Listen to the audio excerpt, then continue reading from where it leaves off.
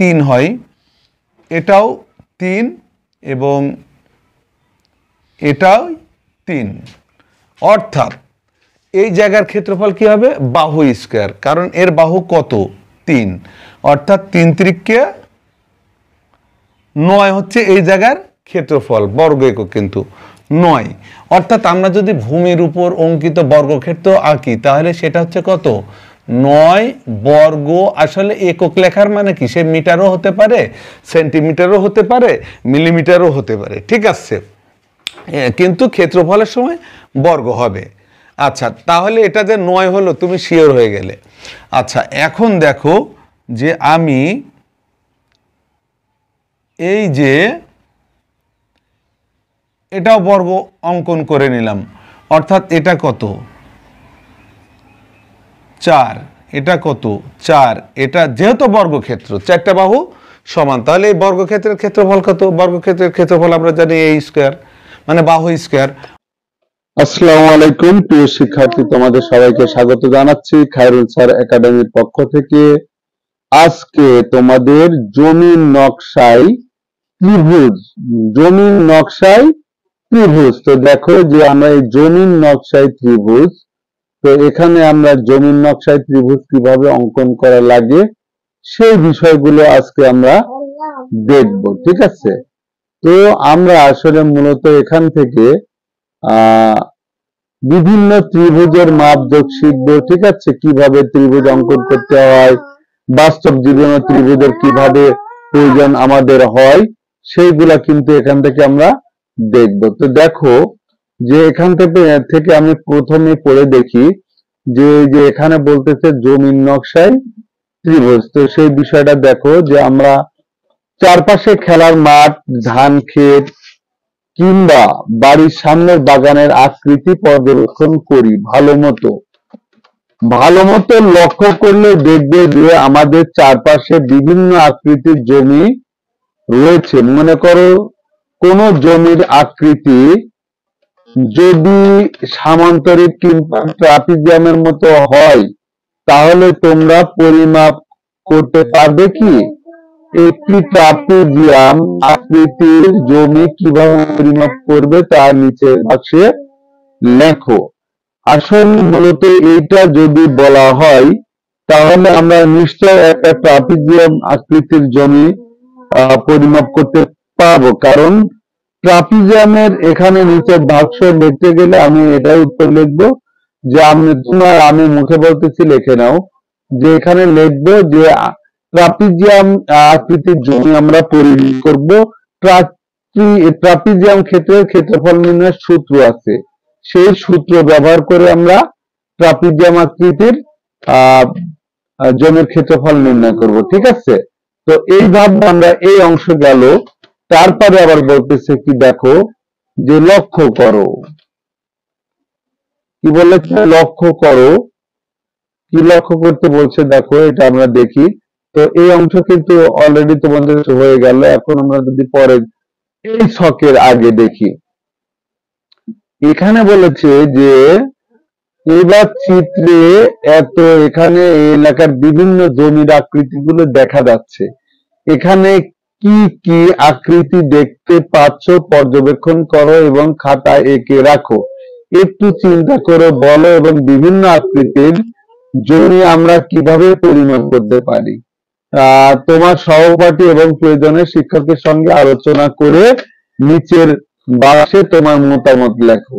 আসলে এখানে আমরা যে আকৃতি দেখছি, আমরা যদি এই আকৃতির দিকে চেয়ে দেখি তাহলে দেখো যে এই জায়গায় যে আকৃতি দেখা যাচ্ছে, তো সেই আকৃতি মূলত আমরা দেখো এই জায়গায় ত্রিভুজ, এই যে চতুর্ভুজ, এগুলো কি সবই চতুর্ভুজ। তো দেখো চতুর্ভুজ, ত্রিভুজ, তারপর বিভিন্ন কোণ দেখা যাচ্ছে। এখানে দেখো এটা কিন্তু একটা কোণ, দুইটা কোণ, তিনটা কোণ, চারটা কোণ, পাঁচটা কোণ, তাহলে এটা কিন্তু চতুর্ভুজ না, এটা হচ্ছে পঞ্চভুজ। যাই হোক, এই সব আকৃতির জমি পরিমাপ করার হিসাব নিকাশ হচ্ছে আমরা পর্যায়ক্রমে দেখাবো, ঠিক আছে।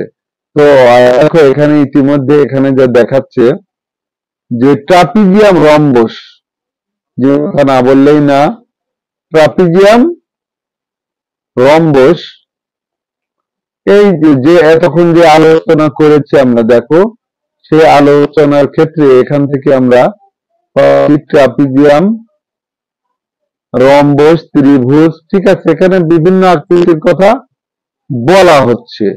তো আমরা সেই আকৃতিগুলো নিয়ে এখানে মূলত কাজ করব। তো দেখো যে এই যে ট্রাপিজিয়াম, রম্বস, ত্রিভুজ, বৃত্তাকার জমি আমরা খুব সহজেই পরিমাপ করতে পারি, এবং পরিমাপের ক্ষেত্রে কখনো গ্রিড ব্যবহার করি আর কখনো সূত্র ব্যবহার করি। তো কিন্তু ছবিতে আকৃতিগুলো দেখতে পেলাম, এমন আকৃতি পরিমাপের জন্য ক্ষেত্রে কি করব, অভিজ্ঞতাটি আলোচনা এবং বিভিন্ন কাজে অংশগ্রহণের মাধ্যমে তোমরা এই আকৃতিগুলোকে খুব সহজে চিহ্নিত করে পরিমাপ করার পদ্ধতি শিখবে। আচ্ছা, যেটা পর্যায়ক্রমে শেখানো হবে সেই কথাটাই এখানে বলা হচ্ছে। তো আমরা পরে কি আছে, এখানে একটা বিদ্যালয় দেখতে পাচ্ছ, দেখো। তো এখানে একটা বিদ্যালয় আছে, বিদ্যালয়ে কি করা লাগবে, তো দেখো। তো এখান থেকে আমরা কি করতে পারি, এখান থেকে আমরা হচ্ছে ওই এখানে বিদ্যালয়ের, দেখো এখানে বলতেছে যে হচ্ছে তোমার বিদ্যালয়ের একটি কাজ, একটা কাজ, সেই কাজ হচ্ছে করার কথা বলা হচ্ছে এখানে। তো কাজ হলো তোমাদের বিদ্যালয়ের জমিটির আকৃতি সম্পর্কে ধারণা লাভ করবে। জমিটি মেপে দেখবে, বিদ্যালয়ের চারপাশে ভালো মতো পর্যবেক্ষণ করো এবং জমিটির একটি নকশা তৈরি করো। আচ্ছা ঠিক আছে, তাহলে আমরা এখন জমিটির একটা কি করব, নকশা তৈরি করব, তাই না? তাহলে তো আমরা জমির একটা নকশা এখান থেকে দেখব। তো জমির নকশা বলতে আমরা এখানে তোমরা জানো যে জমির নকশাটা কিভাবে করা লাগবে।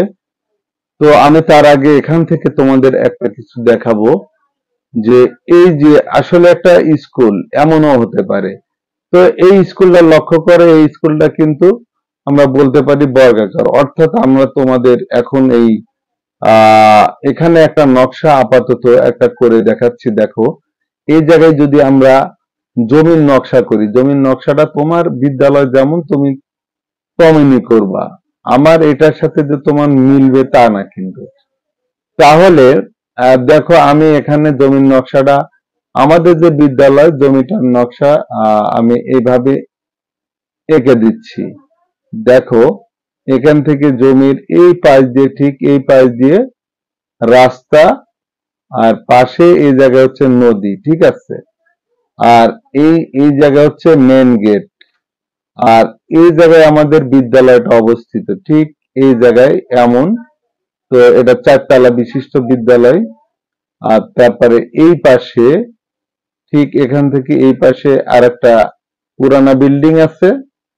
আর এই যে এরিয়াটা, এই এরিয়াগুলো সবই হচ্ছে মাঠ, ঠিক আছে। তো এটা হচ্ছে আমাদের বিদ্যালয়। তো আমাদের বিদ্যালয়ের ডিজাইন আমরা করতে গেলে এখানে আমরা হচ্ছে, আমি প্রথমেই এঁকেছি কিন্তু, যে এই যে বিদ্যালয় ছিল, মেন গেট ছিল, ঠিক আছে, এমন একটা বিদ্যালয়। তো এটা হচ্ছে মূলত আয়তকার ক্ষেত্র, এটা কি আয়তকার ক্ষেত্র। তো নকশা আঁকতে বলছে, নকশা কিন্তু এই আঁকা হয়ে গেল। তোমার বিদ্যালয়ের নকশা তুমি আঁকতে পারো যেভাবে পারো, ঠিক আছে, সেটা বর্গাকার, ট্রাপিজিয়াম আকারও হতে পারে। তো আমরা দেখি যে আসলে মূলত এখন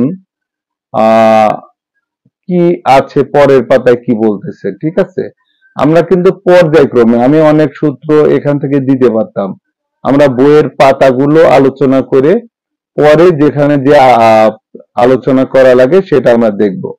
তো দেখো এখানে বলতেছি যে নকশা যে তৈরি করেছো, তো দেখো এখানে এই কথাই বলা হচ্ছে যে নকশা তৈরি করেছো। তো এই নকশাটা আর কি, এই জমির নকশা তৈরির আকৃতিগুলো সঠিকভাবে শনাক্ত করা জমি পরিমাপ করার জন্য খুবই গুরুত্বপূর্ণ একটি ধাপ। এখন এসব বিভিন্ন আকৃতি শনাক্ত করার একটি কাজ করি। এই যে আমি বলছি সূত্র কিন্তু আমি দিয়ে দিতে পারতাম, কিন্তু পর্যায়ক্রমে আমি কাজ করে গেলে তোমাদের সুবিধা হবে। প্রদত্ত বক্সে বিভিন্ন আকৃতি দেওয়া আছে। প্রদত্ত আকৃতিগুলোর প্রতিটি বাহু এবং প্রতিটি কোণ পরিমাপ করে তাদের মধ্যে কি কি ধরনের মিল দেখতে পাচ্ছ, সমজাতীয় একই বৈশিষ্ট্যগুলোর আকৃতি শনাক্ত করো। আচ্ছা, আমি এখানে বলে দিচ্ছি যে বিষয়টা, যে তোমরা এটা হচ্ছে স্কেল জ্যামিতি বক্স নিয়ে বসে কাজটা কিন্তু করবা। এতে কি কি মিল পাবা সেগুলি আমি দেখাই দিচ্ছি। দেখো যে এই এখান থেকে বলতেছে সম আকৃতির, এখানে বলেছে কি দেখো প্রতিটি কোণ, তো এখান থেকে এই চিত্র থেকে এখানে বলেছে এই ঘর পূরণ করতে। আচ্ছা, এই চিত্র দেখে এই ঘর পূরণ।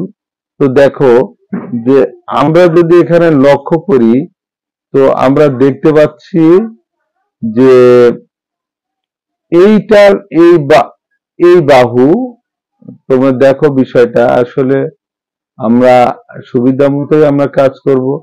এইটার এই বাহুর চেয়ে এই বাহুটা একটু ছোট মনে হচ্ছে, তাই না? আবার এই যে এই দুইটা বাহু একটু বড় মনে হচ্ছে, উপরের দুইটা, কিন্তু এটার কিন্তু আমরা দেখতেছি তিনটা বাহুই কিন্তু সমান আছে। দেখো এই যে এই বাহু প্লাস এই বাহু প্লাস এই বাহু, আর তিনটা বাহু সমান মানে এই কোণ তিনটাও সমান। তাহলে সমজাতীয় বলতে এটার সাথে আর কার, এটার আমরা দেখতেছি দেখো বাহু সমান সমজাতীয়, আকৃতিগুলো সমজাতীয় হিসেবে। তো এটার কোণগুলো সমান, এই কোণ, এই কোণ, এই কোণ, এই কোণ। তো এটারও কোণ তিনটা সমান, এটারও কোণ তিনটা সমান। আবার লক্ষ্য করলে দেখতে পাচ্ছি এটারও এই চিত্র আর এই চিত্রের একটু অমিল পাচ্ছ। দেখো এর কিন্তু প্রত্যেকটা বাহু সমান, আর এর এই দুইটা বাহু আর এইগুলো কিন্তু একটু ব্যতিক্রম। দেখো তোমরা দেখলে বুঝতে পারবা। আবার এটার সাথে এটার মিল পাচ্ছি, এর চারটা কোণই কি সমান, চারটা কোণই সমান। অর্থাৎ আমরা মিল পেলাম কিভাবে, লিখে ফেলবো যে সমজাতীয় কোণ হিসাবে কোণ পরিমাপ করে দেখলাম খ, ঘ, চ এবং বর্গীর জয়দের প্রত্যেকটা কোণই সমান। এই কথাগুলো এখানে লিখে দিবা, ঠিক আছে? এই কথাগুলি এখানে লিখে দিবা। এখন আমরা একটু তারপরে কি বলতেছে সে জায়গায় যায়। দেখো যে এবার বলছে আকৃতিগুলোর বাহুগুলো ও কোণগুলো পরস্পর সমান নয়। তাহলে আমি সমান কিন্তু ইতিমধ্যে বের করে ফেলেছি। এখন কোণগুলো সমান নয় সেগুলো আমরা দেখব। তাহলে এখান থেকে কিন্তু এমনিতেই বোঝা যাচ্ছে যেগুলির কোণগুলো সমান নয়, তাহলে সেই ক্ষেত্রে তুমি ভাবো যে এটার এই কোণ যা, এই কোণ কিন্তু তা না। অর্থাৎ এটার কোণগুলো সমান না। দেখো এই বাহু বড়, এই বাহু ছোট। আবার এটার আমি বলছি যেহেতু এই দুইটা বাহু একরকম, অর্থাৎ এই কোণ আর এই কোণ সমান না। আবার এটার ক্ষেত্রে দেখো এখানে এসে অনেকগুলি কোণ পেয়ে যাচ্ছ, অনেকগুলি কি কোণ পেয়ে যাচ্ছ, ঠিক আছে? কোণগুলো সমান হলে এখানে কি বাহুগুলো সমান না। তারপর আমরা এটার ক্ষেত্রে দেখতে পারি যে এটার এই কোণ আর এই কোণ সমান, বাট এই কোণগুলো কিন্তু অসমান। আর এই যে চারটা আগে দেখিয়েছিলাম, এইটা এইটা এটা, এর কিন্তু প্রত্যেকটা কোণই সমান। তাহলে এখান থেকে কিন্তু আমরা কোণগুলো সমান নয় আর কোণগুলো সমান ইতিমধ্যে আমরা কি বুঝে ফেললাম। এখন আমরা পরের পাতায় গিয়ে দেখি কি আছে। প্রিয় শিক্ষার্থী, তোমাদের রিকোয়েস্ট করব ক্লাসগুলি পর্যায়ক্রমে দেখতে থাকবা, তোমাদের সকল সমস্যার সমাধান দেওয়া হবে। আচ্ছা, এখানে আমি তো বলেই দিছি কোণগুলো সমান আর কোণগুলো সমান নয়, এখান থেকে নাম্বার দিবা, সমানে দিবা খ, ঘ ও চ বর্গের, যাওয়া সমানে ক, গ, ঙ আর ছ, ঠিক আছে? তাহলে এখানে এটা পূরণ হয়ে গেল। তারপর বলেছে যে যখন কোনো, দেখো এখানে আমি এটা পড়ি, যে যখন কোনো আকৃতির বাহুগুলো এবং কোণগুলো পরস্পর সমান হয় আমরা তাকে নিয়মিত আকৃতি মানে রেগুলার শেপ হিসেবে চিহ্নিত করি। আবার কোনো আকৃতির বাহু এবং কোণগুলোর ক্ষেত্রে যে কোনো একটি অসমান থাকে সেই আকৃতিকে অনিয়মিত আকৃতি হিসাবে চিহ্নিত করি। তার মানে যেগুলার কোণ আমরা সমান পেয়েছি সেগুলো হচ্ছে রেগুলার শেপ নিয়মিত আকৃতি, আর যেগুলোর কোণ আমরা সমান পাইনি সেগুলো কিন্তু অনিয়মিত আকৃতি। তাহলে শিক্ষার্থীরা আমরা পরের পাতা এখন দেখি কি আছে।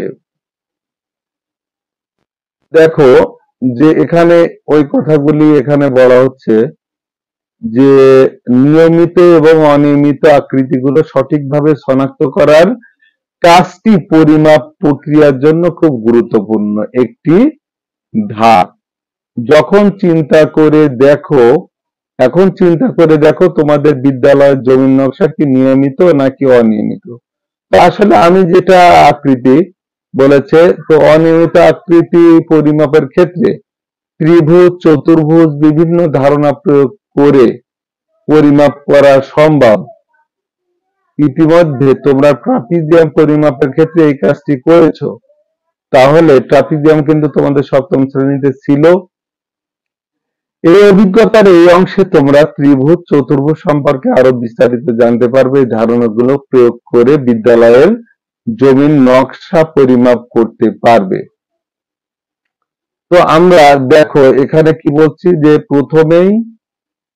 প্রথমেই যাচাই করে নেই ত্রিভুজ সম্পর্কিত কোন ধারণাগুলো তোমরা ইতিমধ্যে শিখেছো এবং পূর্ববর্তী শ্রেণীতে তোমরা সূক্ষ্মকোণী স্থূলকোণী সমকোণী ত্রিভুজ সম্পর্কে বিস্তারিত জেনেছে। এসে নিচের ছকে কুইজের মাধ্যমে সমকোণী ত্রিভুজের বৈশিষ্ট্যগুলো খুঁজে বের করি। তো আমি প্রিয় শিক্ষার্থী তোমাদের সমকোণী ত্রিভুজের বৈশিষ্ট্যতে নিয়ে যাব। বৈশিষ্ট্য মানে আমরা সমকোণ কাকে বলে ইতিমধ্যে জেনেছি, যে ত্রিভুজের একটি কোণ 90 ডিগ্রি সেটা কি সমকোণ। যে ত্রিভুজের একটি কোণ 90 ডিগ্রি তাকে আমরা বলতেছি সমকোণ। তাহলে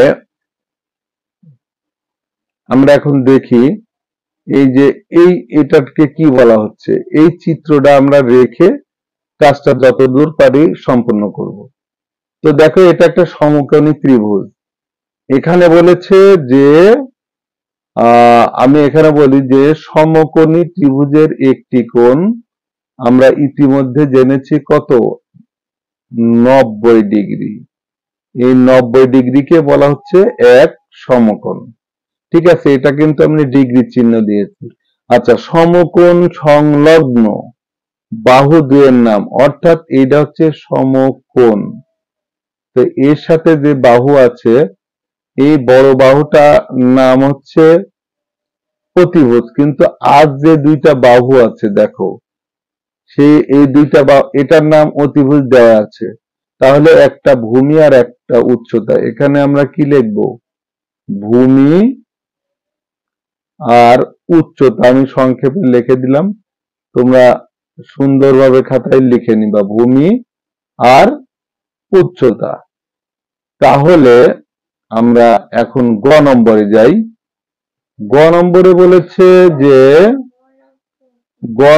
বলতেছে যে ভূ সমান্তরালে যে বাহুটি থাকে, অর্থাৎ এখানে দেখো ভূ সমান্তরাল বলতে কি বুঝিয়েছে যে এই যে এখান থেকে এ বি এটাই কিন্তু ভূমি। এটা কি, এটা হচ্ছে ভূমি।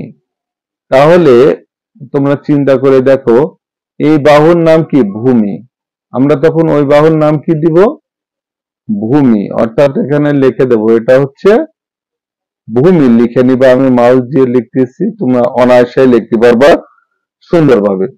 আচ্ছা, তারপরে দেখো যে বিষয়টা হচ্ছে, এটাও মুছে দিলাম। তারপরে আমাদের বলতেছে সমকোণের বিপরীত বাহুটিকে, অর্থাৎ আমি এগুলি ক্লিয়ার করে তোমাদের বুঝাইনি, যেহেতু আমি তো ইতিপূর্বে বলেছি যে এই কোণটা হচ্ছে সমকোণ, এ কোণ, তাহলে বিপরীত এর অপোজিটে আছে এই যে সি থেকে বি পর্যন্ত, এই বাহুর নাম কি? অতিভুজ। তাহলে সবসময় মনে করবা সমকোণের বিপরীত বাহু হচ্ছে অতিভুজ। এখানে কি লিখবা? অতিভুজ।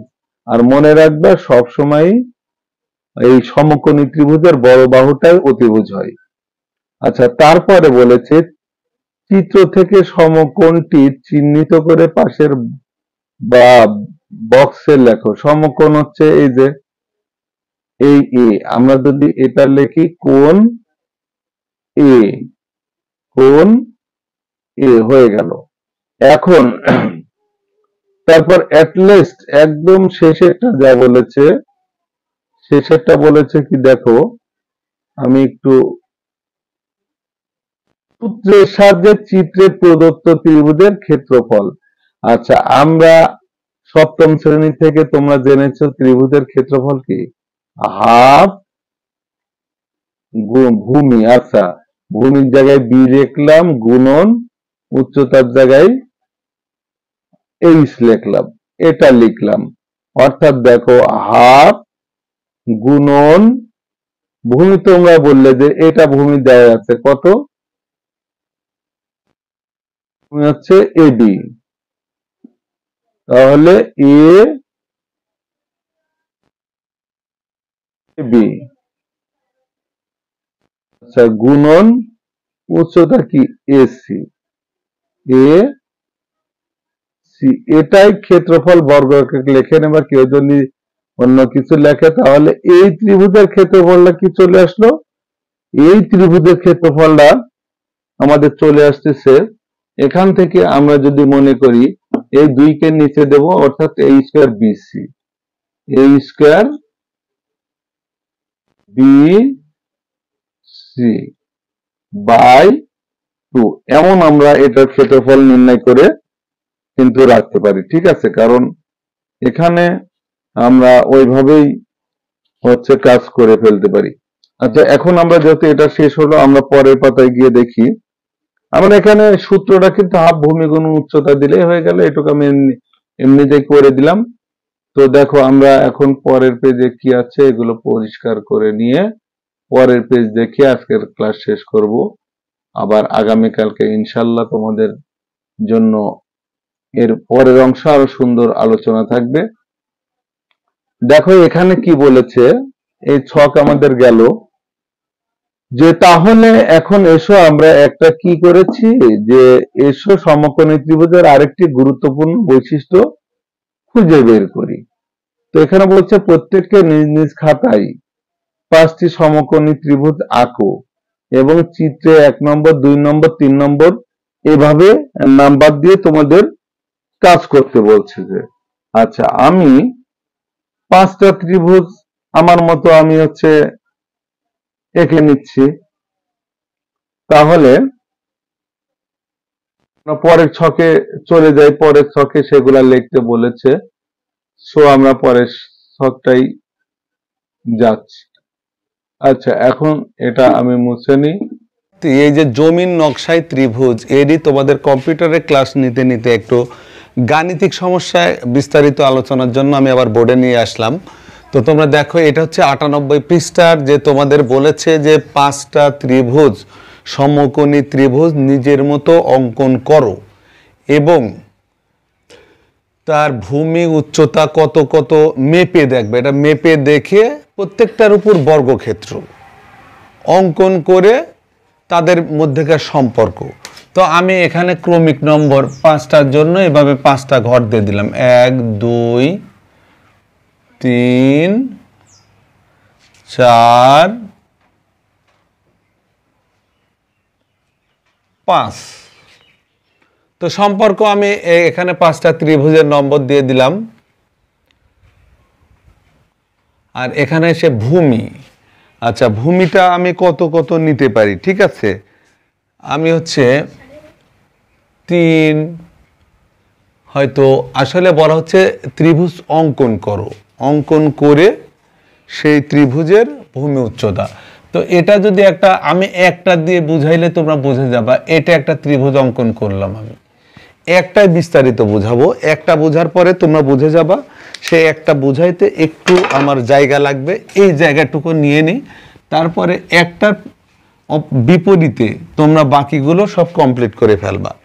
আচ্ছা, তো এখানে একটা মনে করো আমি একটা ত্রিভুজ সমকোণী অঙ্কন করলাম। এটা একটা সমকোণী ত্রিভুজ।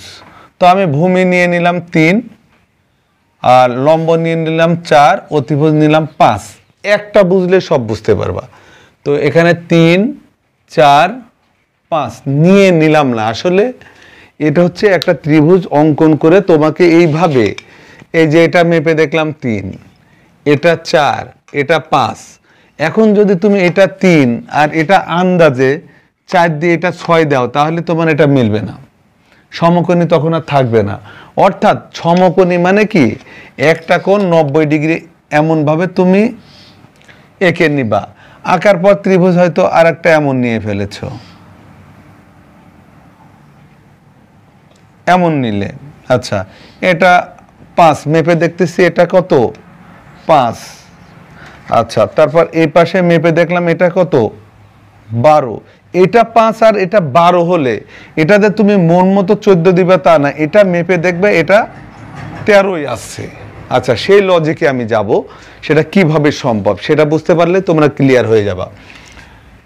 তো এই যে একটা বলেছে কি, যে ভূমি উচ্চতা অতিভুজ নিয়ে নিলাম, তো ভূমির উপর অঙ্কিত বর্গক্ষেত্র, আসলে এটা ভূমি, তাহলে এই ভূমির উপর আমি একটা বর্গক্ষেত্র বানাবো। আচ্ছা, বর্গক্ষেত্র বানাইতে গেলে কি, বর্গক্ষেত্র আমরা কি জানি, যার 4টা বাহুই সমান। তাহলে এটা যদি 3 হয়, এটাও 3 এবং এটাও 3, অর্থাৎ এই জায়গার ক্ষেত্রফল কি হবে, বাহু স্কয়ার, কারণ এর বাহু কত 3, অর্থাৎ 3 × 9 হচ্ছে এই জায়গার ক্ষেত্রফল, বর্গ একক কিন্তু 9। অর্থাৎ আমরা যদি ভূমির উপর অঙ্কিত বর্গক্ষেত্র আঁকি, তাহলে সেটা হচ্ছে কত 9 বর্গ। আসলে একক লেখার মানে কি, সে মিটারও হতে পারে, সেন্টিমিটারও হতে পারে, মিলিমিটারও হতে পারে, ঠিক আছে, কিন্তু ক্ষেত্রফলের সময় বর্গ হবে। আচ্ছা, তাহলে এটা যে 9 হলো তুমি শিওর হয়ে গেলে। আচ্ছা, এখন দেখো যে আমি এই যে এটাও বর্গ অঙ্কন করে নিলাম, অর্থাৎ এটা কত 4, এটা কত 4, এটা যেহেতু বর্গক্ষেত্র 4টা বাহু সমান, তাহলে এই বর্গক্ষেত্রের ক্ষেত্রফল কত, বর্গক্ষেত্রের ক্ষেত্রফল আমরা জানি a স্কয়ার, মানে বাহু স্কয়ার, অর্থাৎ 4 × 4 = 16 বর্গ একক। তাহলে এখানে কি আসলো, এটা কত হবে 16 বর্গ একক, বর্গ একক। তাহলে দেখো আমাদের আর একটা কি থাকে 5, এই বাহুটা কত 5, তাহলে এটা কত, এটা হচ্ছে 5। আচ্ছা, তো হিসাব করো, তাহলে আমি যদি এই 4টা বাহুই 5, তাহলে এর ক্ষেত্রফল কত 5 × 5 = 25 বর্গ একক, সে একই কথা গেল। তাহলে এটা কত হলো 25 বর্গ একক। এখন মজার বিষয় লক্ষ্য করো যে আমরা এখান থেকে কি সম্পর্ক পেলাম। সম্পর্ক এক লাইনে লিখলেই হচ্ছে, আর লেখা লাগবে না, কারণ প্রত্যেকটা সম্পর্ক আমরা একই পাবো, ঠিক আছে। তবে একটা কথা বলতেছি যে তোমরা কখনোই একটা ত্রিভুজ এঁকে এইভাবে এঁকে নিয়ে আন্দাজে 3, 5, 7 দিলে হবে না, 3, 5, 7 আন্দাজে দিলে হবে না, এটা মিলাই মেপে দেখতে হবে। মেপে যদি দেখো যে এটার মাপ ঠিক আছে, সেই মাপ এখানে বসাও, তাহলে সব সময় দেখবা যে দেখো এই 9 আর এই 16 যদি যোগ করি কত হচ্ছে 25 হচ্ছে, দেখো। তো সমকোণী ত্রিভুজের থেকে আমরা এখান থেকে কি সম্পর্ক পেলাম, যে অতিভুজ, এই বাহুর নাম কি, অতিভুজ, বড় বাহুর নাম অতিভুজ শিখিয়েছি, অতিভুজ। আর এটা হচ্ছে লম্ব, যেটা লম্বা উঠেছে এটা হচ্ছে ভূমি। তাহলে আমরা কি বুঝলাম, অতিভুজ স্কোয়ার মানে অতিভুজ 5, এর বর্গক্ষেত্র মানে 5 স্কোয়ার। অর্থাৎ সম্পর্ক হচ্ছে আমরা অতিভুজ স্কোয়ার, কিংবা আমরা লিখবো যে অতিভুজের উপর অঙ্কিত বর্গক্ষেত্রের ক্ষেত্রফলের সমান ভূমির উপর অঙ্কিত বর্গক্ষেত্রের ক্ষেত্রফল এবং লম্বর উপর অঙ্কিত বর্গক্ষেত্রের ক্ষেত্রফলের যোগফল বা সমান। আমি মুখে যা বললাম এটাই, আর আমি লিখতেছি না। অর্থাৎ আমরা এইভাবেই লিখতে পারি, তাই ভূমি স্কোয়ার মানে ভূমির উপর অঙ্কিত বর্গক্ষেত্র যোগ লম্ব স্কোয়ার, লম্ব স্কোয়ার। এখন হয়তো বলবা যে স্যার আপনি তো এটা মেপে নিলেন না, আমার এটা মাপা জিনিস মুখস্থ, তাই এটা দিয়ে বুঝাচ্ছি। তোমরা যদি মনে করো আন্দাজে এখানে 6, 7, 5, 6, 7 নিবা, এটা হবে না, এটা মেপে নিতে হবে। আর মাপ যদি অ্যাকুরেট হয় তাহলে তোমার রেজাল্টও, ফলাফল অ্যাকুরেট হবে। তাহলে তোমরা এইভাবে, তোমরা যদি দেখা যাচ্ছে 6, 8, 10, আর একটা দেখো, আমি এখানে 6 মানে আমি একটা নিয়েছিলাম কত 5, এটাও আমার মুখস্থ, কিন্তু যে কোনো আমার যেহেতু এখানে আমি মাপতেছি না, আচ্ছা যদি মাপিও, মানে আমি বলছি এটা স্কেল দিয়ে আমার মেপে দেখা, তাই এখানে দেখাচ্ছি যে যখন লম্ব 5 হয়েছে তখন ভূমি 12 হয়েছে আর অতিভুজ 13 হয়েছে। তার মানে কি দেখো, এই 13 যদি গুণ করি ক্ষেত্রফল বাড়ে যাবে 169। আচ্ছা, এটা সমান এই দুইটার উপর যে ক্ষেত্রফল হবে সেটা যোগ হবে, অর্থাৎ 5 গুণন 5 হচ্ছে 25, আবার 12 গুণ করলে 144। এখন তোমরা দেখো 144 আর 25 গুণ করে এটাই হবে, 144 আর 25 গুণ করলে এটাই হবে, এই হচ্ছে হ্যাঁ 125, এই 144 আর 25, মানে এই দুইটা ক্ষেত্রফল যদি আমরা যোগ করি তাহলে এটা হচ্ছে, তার মানে এই নিয়মই মেনে চলবে, এটা হচ্ছে বড় কথা। তো এটা আমরা লিখে দিই, আমি যখন একেই ফেলেছি, তো এটা 6 না দিয়ে 5, ভূমি কত 12, ভূমি হচ্ছে 12, উচ্চতা 5 আর অতিভুজ 13, অর্থাৎ 12 গুণ করলে 144 বর্গ একক, 16 আর হচ্ছে 5 গুণ করলে 25 বর্গ একক, আর 13 গুণ করলে 169 বর্গ একক, আর সম্পর্ক ওই একটাই। এখন দেখো আমি দুইটা তোমাদের জন্য রাখবো, আর একটা আমি অঙ্কন করে মেপে দেখাবো, এটাই হচ্ছে শেষ। আমি এখানে মাপিনি, কিন্তু এখানে মাপিনি, তো এইটা কত হয় দেখা যাক। তো এখান থেকে দেখো অলরেডি এটা মেপে দেখতেছি